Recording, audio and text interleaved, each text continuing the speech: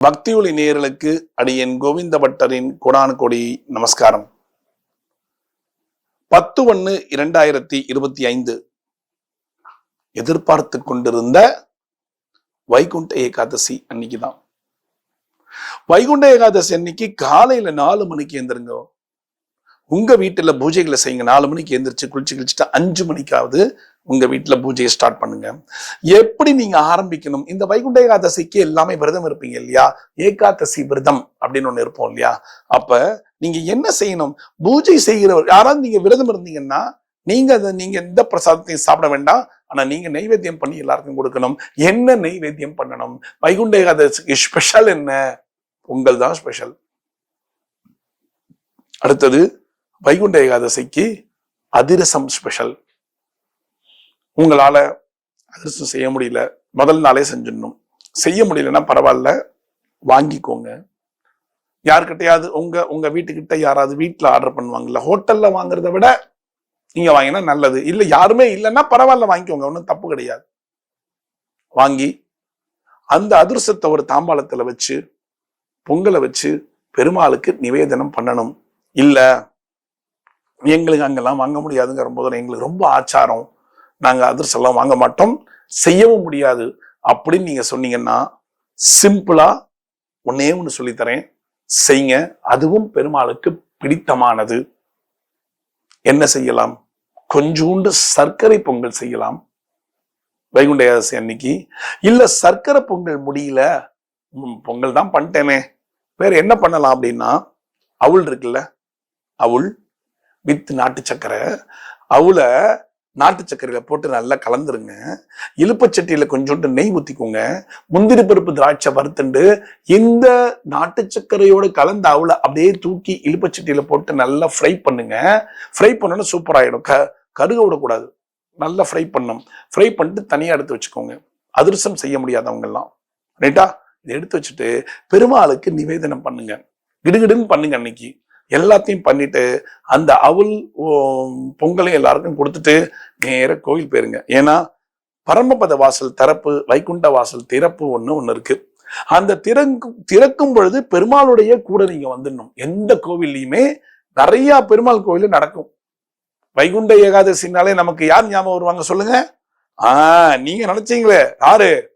ஸ்ரீரங்கம் ரங்கநாதர் தான். அப்படி அந்த நம்ம போகும்பொழுதுனாலும் டிவியில பார்ப்போம்.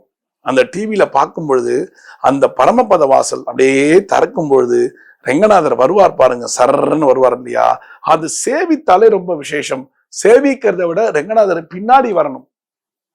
அந்த ரங்கநாதர் சுத்தி வரும் பொழுது பிரிஜா நதின்னு ஒரு நதி இருக்கு. ஒரு ஆன்மா ஆனது போகும் பொழுது அந்த பிரிஜா நதியை கிராஸ் பண்ணி தான் போகணும். அப்ப அந்த ஆன்மா பாவ ஆன்மாவா இருந்தா அந்த பிரிஜா நதியிலிருந்து வெளியில வந்துடும். திருப்பி வேற ஒரு பிறவியை எடுத்து தன்னுடைய பாவத்தெல்லாம் போக்கி புண்ணியத்தை எடுத்துக்கொண்டு திரும்பி விரஜா நதியை நோக்கி போனும் பரமபதத்துக்கு. பெருமாள் என்ன சொல்லுகிறார் தெரியுமா? என்னோட வா, நீ யாரா இருந்தாலும் உன்னை கூட்டின்னு போயிடுறேன் பரமபதத்துக்குன்னு சொல்லக்கூடிய ஒரு விழாதான் வைகுண்ட ஏகாதசி. இதுல என்ன கதை அப்படின்னா, தேவர்கள் எல்லாம் ரொம்ப வருத்தப்படுறாங்களாம். கலியுகத்துல தர்மத்தை விட அதர்மமானது நிறைய இருக்கும். அப்ப அதர்மம் நிறைய இருக்கும் பொழுது சொர்க்கத்துக்கு எந்த ஒரு மனிதனும் எந்த ஒரு ஆன்மாவும் வராதே. அப்ப சொர்க்கம் என்பது காலியாகத்தான் இருக்குமா? நரகம் என்பது நிறைய பேர் இருப்பாங்களா அப்படின்னு ஒரு விஷயத்தை போய் பெருமாள்கிட்ட கேட்கிறாங்க. அப்ப பெருமாள் சொல்லுகிறாராம், கலியுகத்துல சொர்க்கத்துல நிறைய பேர் இருக்க போறாங்க. எப்படி தெரியுமா? அந்த 3 யுகத்துல என்ன நோக்கி தவம் பண்ணி தான் என்ன பார்க்க முடியும். ஆனா கலியுகத்துல அர்ச்சாரூபமா எல்லா இடத்துலயுமே இருப்பேன். எல்லா இடத்துலயுமே வைகுண்ட வாசல் உண்டு. வைகுண்ட ஏகாதசி நடக்கும். அந்த வைகுண்ட ஏகாதசி நடக்கும் பொழுது பரமபத வாசல் நோக்கி நான் எல்லாத்தையும் கூட்டின்னு வருவேன். என் பின்னாடி யாரெல்லாம் வருகிறார்களோ அவர்கள் எல்லாம் சொர்க்கத்துல கொண்டு வந்து சேர்த்துருவேன் அப்படின்னு பெருமாள் சொல்லுகிறாராம் தேவர்கள் இடத்துல. அதனாலதான் இன்னைக்கும் வைகுண்ட ஏகாதசியில பயங்கரமான கும்பல் இருக்கும். எந்த ஊர்லயும் எல்லாம் வந்து கேட்பாங்க, கோவில்ல இந்த கோவில்ல வைகுண்ட வாசல் உண்டா, இருக்கா அப்படின்னு கேட்பாங்க. இதுதான் தாற்பயம்.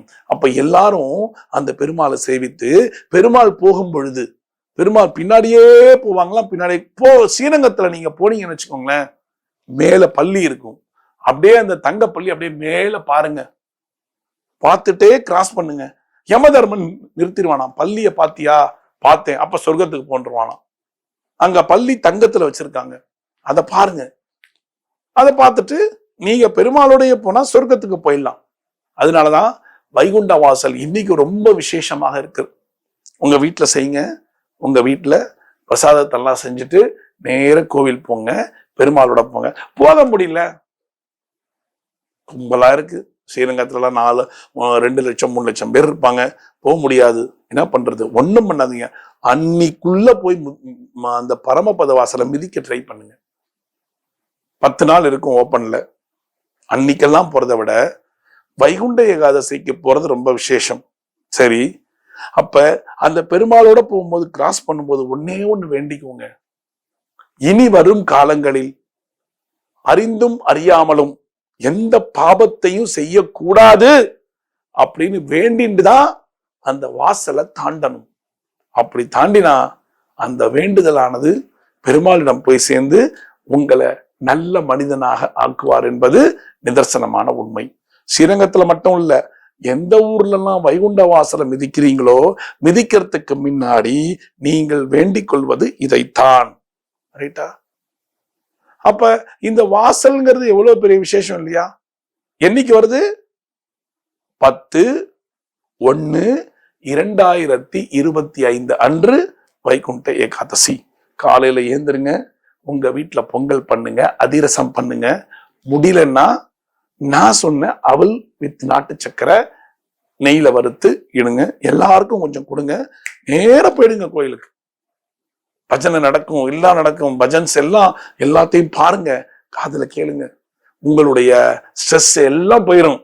அன்னைக்கு ஒரு நாள் முடிந்தா ஆபீஸ்ல லீவ் போடுங்க, போய் பாருங்க. நிறைய நிறைய ப்ரோக்ராம்ஸ் நடக்கும்.